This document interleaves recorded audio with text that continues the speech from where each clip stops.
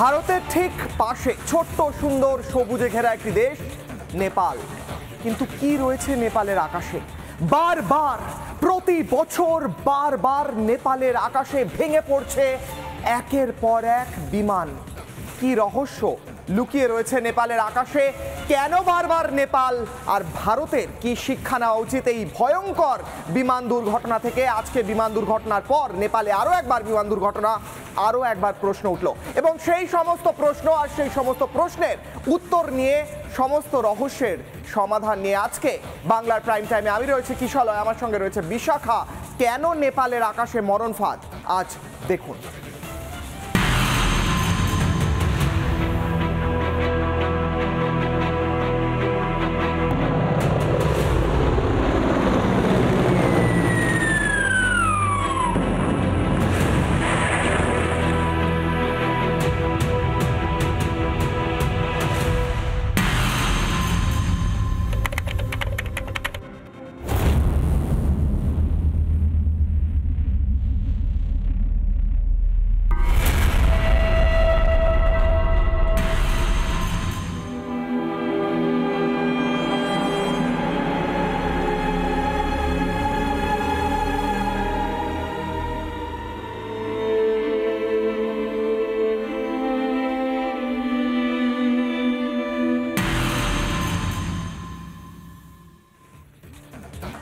আজ নেপালের সৌর্য এয়ারলাইন্সের বিমানটি সবে উড়েছিল আকাশে।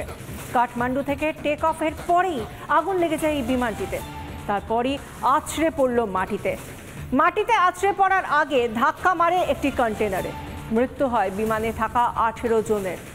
কিন্তু প্রশ্নটা শুধু আজকের এই বিমান দুর্ঘটনা নিয়ে নয়, প্রশ্নটা হলো বারবার নেপালের আকাশে কিভাবে বিমান দুর্ঘটনা হয়, এর পেছনে কারণ কি, বারবার কেন হয় বিমান দুর্ঘটনা নেপালে? এটাই তো প্রথম ঘটনা নয়। হিসেব বলছে নেপালে বছরে অন্তত একটি করে বিমান দুর্ঘটনা ঘটতেই থাকে। আর সেটা শুধুমাত্র 2024-এ দাঁড়িয়ে আজকে বা তার আগের বছর 2023-এই ঘটেছে এমনটা নয়। 1962 সাল থেকে 2024 অর্থাৎ আজকের দিন পর্যন্ত 73টা বিমান দুর্ঘটনা নেপালে। মৃত্যু হয়েছে 950 জনেরও বেশি মানুষের। 2000 সাল থেকে নেপালে বিমান দুর্ঘটনায় প্রায় 350 জন মানুষ প্রাণ হারিয়েছেন। বিশ্বের সর্বোচ্চ 14টি যে পর্বতশৃঙ্গ রয়েছে তার মধ্যে 8টি পর্বতশৃঙ্গই রয়েছে নেপালে, যার মধ্যে বিশ্বের সর্বোচ্চ শৃঙ্গ মাউন্ট এভারেস্টও রয়েছে। নেপালে যে কোনো সময় পরিবর্তনশীল আবহাওয়া, কারণ ওই উচ্চতায় আবহাওয়ার খামখেয়ালিপনা দেখা যায়। এই সূর্যের মুখ একেবারে উজ্জ্বল হয়ে রয়েছে, আকাশ উজ্জ্বল, তো এই কিছুক্ষণ পরেই হয়তো বৃষ্টি নামছে। পাহাড়ের মাঝে কঠিন এয়ার স্ট্রিপ দুর্ঘটনার অন্যতম কারণ বলে বিশেষজ্ঞরা মনে করছেন। আর তার মধ্যেই আরও যে বিষয়টা উঠে আসছে, দুটো এয়ারপোর্ট, একটা হলো পোখরা যা জানুয়ারিতেই উদ্বোধন হয়েছে এবং আরেকটি কাঠমান্ডু, সেখানকার রানওয়েতেও নাকি সমস্যা রয়েছে। বিশেষজ্ঞরা এটাও বলছেন ঠিক কোন কোন জায়গায় সমস্যা এবং নেপালের যে অসামরিক বিমান প্রতিরক্ষা দফতর তারাই বা কি করছে সেই নিয়েও বারবার প্রশ্ন উঠেছে। আজকের দিনে এই ঘটনার পরে, দুর্ঘটনার পরেও প্রশ্ন উঠেছে। সমস্ত প্রশ্ন, সমস্ত ছবি আপনাদের সামনে রাখবো। সময়টা সকাল 11টা। আকাশ খানিকটা মেঘলা, কিন্তু এমন মেঘলা আকাশে পাইলট হামেশাই ফ্লাইট উড়িয়ে থাকেন। একটি বম্বার্ডিয়ার CJ-12, CJ-200, CRJ-200 বিমান, সেই বিমানে চড়ে 19 জন যাত্রী নিয়ে ফ্লাইটটি ছেড়ে দিল। সূর্য এয়ারলাইন্সের ছোট্ট একটি বিমান। প্রত্যেকে যারা রয়েছেন বিমানের ভেতর প্রত্যেকেই হচ্ছেন সেই এয়ারলাইন্সেরই কর্মী। হঠাৎ করে কি হলো জানেন? যখন উড়লো বিমানটি, উড়ে হঠাৎ করে ঘুরে এসে গোত্তা খেয়ে সোজা মাটিতে, আর বিস্ফোরণ। গোটা বিমানটিতে দাউ দাউ করে আগুন ধরে যায়। 19 জন যারা ছিলেন, 18 জন যাত্রী, একজন পাইলটকে বাঁচানো গিয়েছে, রেস্কিউ করা গিয়েছে। 19 জন যাত্রীর মৃত্যু হয়েছে। 19 জন যাত্রীর মৃত্যু সেই মুহূর্ত আপনারা দেখতে পাচ্ছেন যে কিভাবে ভয়ঙ্করভাবে বিমানটি গোত্তা খেয়ে রানওয়েতে এসে ধাক্কা মেরে ব্লাস্ট হয়ে যায়। আকাশ তো হামেশাই এমন মেঘলা থাকে। পাইলট হয়তো ভাবছেন আজ কি হলো। দেহগুলিকে যখন বের করে নিয়ে যাওয়া হচ্ছে, ভয়ঙ্কর দৃশ্য যখন রেস্কিউ করার চেষ্টা করা হচ্ছে, তখন মনে হয়েছিল হয়তো একজন দুজন যদি বেঁচে থাকেন, কোথাও আশার আলো দেখা গিয়েছিল এই পরিবারগুলির বুকে, কিন্তু না, 18 জনের মৃত্যু হয়। প্রশ্ন উঠে আসে, নেপালে বারবার কেন এমন ঘটনা ঘটছে? প্রশ্ন উঠে আসে, নেপালের বিমানগুলিতে কি সমস্যা রয়েছে? প্রশ্ন উঠে আসে, নেপালের ঠিক পাশে থাকা ভারত এর থেকে কি শিক্ষা নিতে পারে? প্রথমেই শোনাবো সেখানে স্থানীয় যারা সেই ঘটনার চাক্ষুষ করেছেন, নিজের চোখে দেখেছেন এই ভয়ঙ্কর ছবি যা আপনারা টিভির মাধ্যমে দেখছেন, তারা কি বলছেন শুনুন। আমি আবার গ্যারেজে কাজ করছিলাম, হঠাৎ একটা বিকট আওয়াজ হলো, দৌড়ে বাইরে বেরিয়ে এলাম, ভেবেছিলাম টায়ার ফেটেছে, এসে দেখলাম একটা প্লেন ভেঙে পড়েছে, আর একটু হলেই আশপাশের বাড়িতে ভেঙে পড়তে পারতো। অল্পের জন্য বেঁচে গিয়েছি। নেপালের এই ব্যক্তি যার কথা আমরা শুনলাম, তিনি বলছিলেন যে কিভাবে ভয় পেয়ে গিয়েছিলেন, গ্যারেজে কাজ করছিলেন, এবং এই যে ঘটনাগুলো প্রত্যক্ষদর্শীরা বারবারই দেখেন।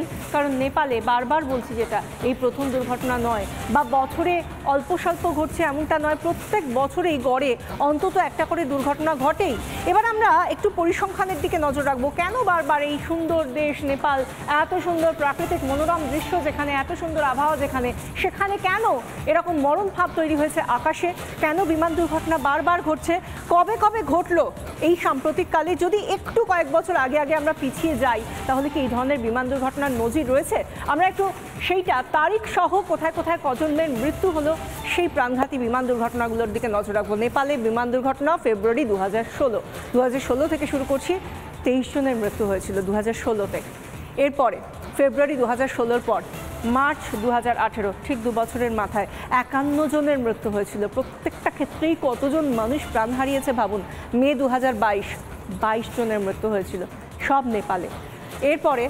এরপরে আমরা জানুয়ারি 2023, ঠিক আগের বছরটা, 72 জনের মৃত্যু হলো সেই নেপালে প্রাণঘাতী বিমান দুর্ঘটনা। এবার আসি 24শে জুলাই, অর্থাৎ আজকের দিনে 2024, 18 জনের মৃত্যু হলো।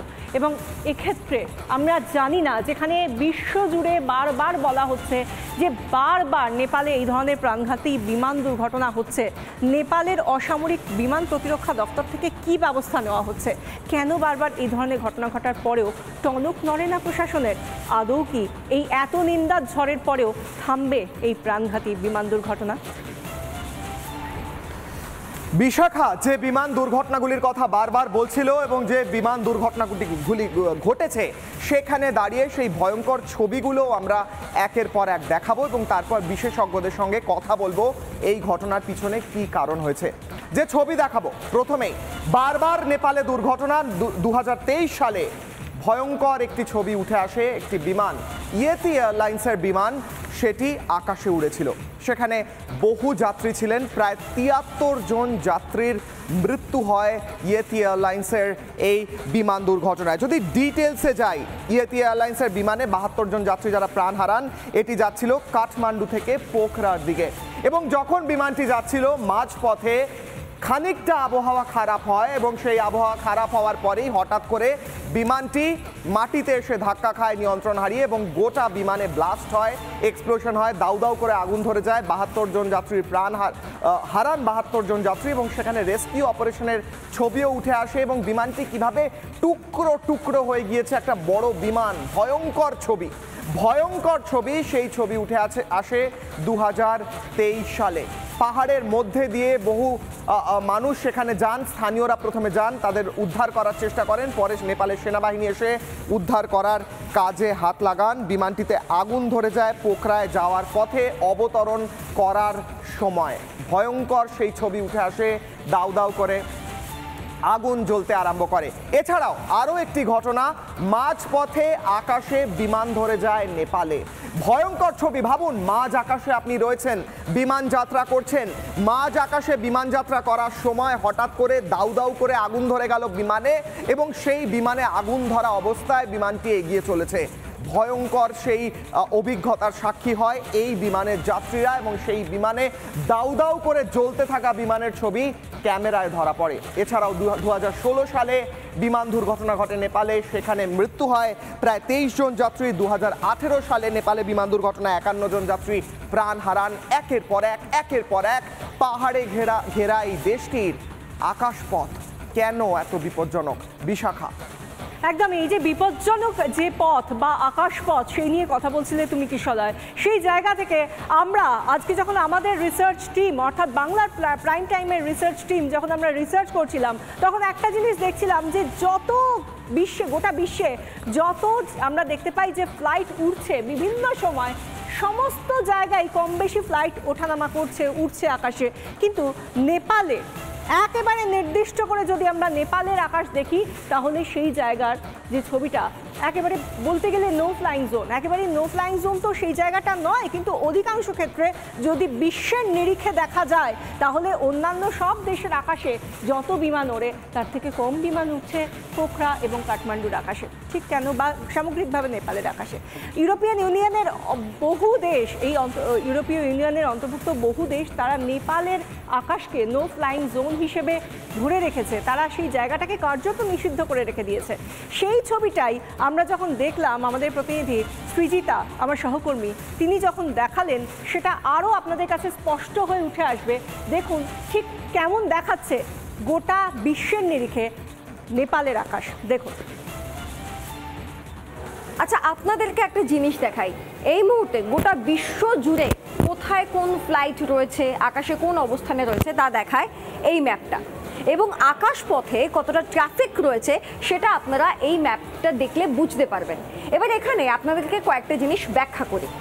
এই মুহূর্তে যে জায়গাটা ছবিটা আপনারা দেখছেন এটা মূলত ইউরোপিয়ান কান্ট্রিজ, এটা হচ্ছে ইউরোপ, এবং এখানে আপনারা দেখুন যে কতগুলি উড়োজাহাজ, সহজভাবে বলতে গেলে যে আকাশপথে রয়েছে, এগুলো আপনারা যা দেখছেন সরাসরি দেখছেন, এত ট্রাফিক এখানে এই মুহূর্তে।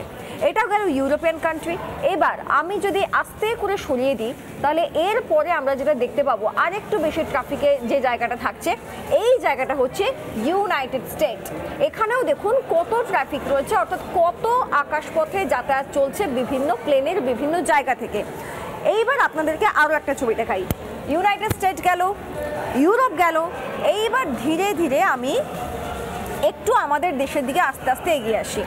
ধীরে ধীরে আমরা যদি এগিয়ে আসি তাহলে আপনারা দেখতে পাবেন যে এখানে হচ্ছে নেপাল, যেখানে আজকে প্লেন দুর্ঘটনা ঘটেছে। এই নেপালের জায়গাটা যদি আপনারা দেখেন তাহলে দেখুন যে ইউরোপ বা ইউএসের তুলনায়, মানে ইউনাইটেড স্টেটের তুলনায় এই নেপালে কিন্তু ট্রাফিক অনেকটা কম। এমনকি ইন্ডিয়াতেও এই নেপালের থেকে অনেক অনেক বেশি পরিমাণ ট্রাফিক দেখতে পাওয়া যায়। তাহলে নেপালে কেন এত পরিমাণ অ্যাক্সিডেন্ট হচ্ছে? প্রত্যেক বছর এই অ্যাক্সিডেন্ট হয়, এর কারণটা কি হতে পারে? যদি আমরা একটু আস্তে করে এই জায়গাটাকে বড় করি তাহলে কি দেখতে পাওয়া যাবে? নেপাল এমন একটা জায়গায় অবস্থিত। আচ্ছা, তার পাশাপাশি একবার ইন্ডিয়াকে দেখিয়ে নিই। এই যে ইন্ডিয়ার ম্যাপ আপনারা বুঝতে পারছেন, এই যে ইন্ডিয়ার অবস্থান, এখানেও কিন্তু প্রচুর পরিমাণ আকাশপথে ফ্লাইট এই মুহূর্তে রয়েছে, লাইভ আপনারা দেখতে পাচ্ছেন। নেপালকে নিয়ে যে বিষয়টা বলছিলাম যে নেপালের মূল সমস্যা হচ্ছে বেশ কয়েকটা, তার মধ্যে যদি আমরা তিনটে বেছে নিই তাহলে নেপালের উপর দিয়ে যে হিমালয়ান রেঞ্জটা গেছে, এই হিমালয়ান রেঞ্জটা হচ্ছে একটা বড় সমস্যা। এটার জন্য একটা সমস্যা হতে পারে, পাহাড়ি এলাকা সেই কারণে সমস্যা হতে পারে। দুই হচ্ছে আপনারা জানেন যে বর্ষাকালে দৃশ্যমানতা খুব কম থাকে, পাহাড়ি এলাকায় আরও বেশি, যদি ফগ হয় তাহলে সেটা আরও বেশি হয়, সামনে কিছু দেখতে পাওয়া যায় না। দুই, এটা একটা সমস্যা। এবং নেপালের আরও একটা গুরুত্বপূর্ণ সমস্যা হতে পারে, সেটা হচ্ছে যে ধরনের ফ্লাইট ব্যবহার করা হচ্ছে, যে যন্ত্রপাতিগুলোকে ব্যবহার করা হচ্ছে তা উন্নত মানের নয়, অর্থাৎ পরিকাঠামোগতভাবে যথেষ্ট উন্নত নয়। আর তাই জন্যই যে ছবি আমরা ইউরোপ বলুন, ইউএস বলুন বা ইভেন ইন্ডিয়া, যদি আমরা ইন্ডিয়াতেও তাকাই তাহলেও যে পরিমাণ ফ্লাইট প্রত্যেকদিন ওড়ে তাতে এত পরিমাণ দুর্ঘটনার খবর পাওয়া যায় না যেটা পাওয়া যায় নেপালের ক্ষেত্রে। এই মুহূর্তে নেপাল একেবারে পরিষ্কার আমরা দেখতে পাচ্ছি, নেপালের আকাশ একদম পরিষ্কার, এখানে কোনো ফ্লাইটই নেই। সম্ভবত আজকের দুর্ঘটনার জন্য হয়তো এই পরিস্থিতি হয়ে রয়েছে। এই সমস্ত বিষয়গুলো, তিনটে মূল বিষয় নেপালে বারবার প্লেন দুর্ঘটনার একটা বড় কারণ হয়ে দাঁড়াচ্ছে। এখন এই সমস্যার নিঃসন্দেহে একটা সমাধান একদম সৃজিতা, সেই ছবিটাই আমরা দেখতে পাচ্ছিলাম, সৃজিতার সঙ্গে সেই ছবিটাই দেখলাম, গোটা বিশ্বের নিরিখে নেপালের আকাশে কত কম বিমান উঠছে এবং এই জায়গা থেকেই কেন এরকম হচ্ছে, কেন বারবার নেপালে দুর্ঘটনা, সেই নিয়েই আমরা কথা বলেছিলাম প্রাক্তন বায়ুসেনা কর্তা বিভাস রায়চৌধুরীর সঙ্গে। তিনি কি বললেন শোনো। নেপালে যে ঘন ঘন বিমান দুর্ঘটনা ঘটে তার বেশ কিছু কারণ রয়েছে। তার মধ্যে অন্যতম হচ্ছে নেপালের ওয়েদার। নেপাল যেহেতু একটা হিলি টেরেন, এই জায়গাগুলো স্পেশালি কাঠমান্ডুর আশেপাশে, এখানে ওয়েদার অত্যন্ত দ্রুত চেঞ্জ হয়। এছাড়া কাঠমান্ডুর যে এয়ারপোর্ট এবং ওখান থেকেও এই প্লেনটা পোখরায় যাচ্ছিল, সেই সমস্ত রানওয়েগুলো বড় প্লেনের জন্য খুব একটা সুটেবল না। এবং যে অ্যাভিয়েশন সেফটি, নেপালের যে সুরক্ষা ব্যবস্থা, বিমান সুরক্ষা ব্যবস্থা, সেটাও খুব একটা উন্নত বলা যেতে পারে না। ট্যুরিস্ট বেশি যাওয়ার ফলে বিমানের যে ফ্লাইং আওয়ার্স সেগুলো বেড়ে গেছে, এবং ফ্লাইং আওয়ার্স যত বাড়বে তত তার মেনটেন্যান্স বাড়বে। মেনটেন্যান্স কস্ট কম করার জন্য এই সমস্ত ট্যুরিজমগুলো কিংবা যে অ্যাভিয়েশন ইন্ডাস্ট্রিগুলো, তারা কস্ট কমার জন্য অনেক সময় সেফটির সঙ্গে কম্প্রোমাইজ করে। অ্যাক্সিডেন্টের এটাও একটা বড় কারণ। গোটা বিশ্বের বেশ কয়েকটা ভয়ঙ্কর যে এয়ার ক্র্যাশের ছবি, সেই ছবিগুলো বারবার ধরা পড়েছে ক্যামেরায়। মালয়েশিয়ার এয়ারলাইনের ছবি প্রথমেই দেখাবো এই মুহূর্তে দাঁড়িয়ে। মালয়েশিয়ার এয়ারলাইনের 2014 সালের সেই ভয়ঙ্কর অ্যাক্সিডেন্ট, বা পরবর্তীকালে বহুদিন ধরে খুঁজেই পাওয়া যায়নি কোথায় হয়েছিল। বলা হয় রাশিয়ার একটি মিসাইল এসে ধাক্কা মারে। ভয়ঙ্কর সেই ছবি দেখুন, কিভাবে ধোঁয়া উঠছে, গোটা বিমানটি ধ্বংস হয়ে যাচ্ছে। এছাড়াও বেশ কিছু ভাইরাল ভিডিও একদম ক্র্যাশের মুহূর্তের সেই সময় উঠে আসে। আমাদের রিসার্চ টিম সেগুলো খুঁজে বার করে। সেই ছবিগুলি যদি একবার দেখানো যায়, ভাইরাল ভিডিও এই মুহূর্তে দাঁড়িয়ে এয়ার ক্র্যাশের সময় যে ছবি উঠে আসে, এটা মালয়েশিয়ার ছবি। এরপর দেখাবো ভাইরাল ভিডিও দেখাবো। তার আগে মালয়েশিয়ার ছবি দেখাচ্ছি, ভয়ঙ্কর ছবি। এই দেখুন, একটি বিমান উড়ে এগোচ্ছে রানওয়ে ধরে। বেশ বড় সড় একটি বিমান, সম্ভবত কার্গো বিমান যাচ্ছে। বিমানটি যাচ্ছে, হঠাৎ করে তার দিক পরিবর্তন হলো। ভাবুন আপনি যদি এই বিমানে থাকি এবং দেখুন গাছের আড়ালে হারিয়ে গেল বিমানটি, তারপর কালো ভয়ঙ্কর ধোঁয়া।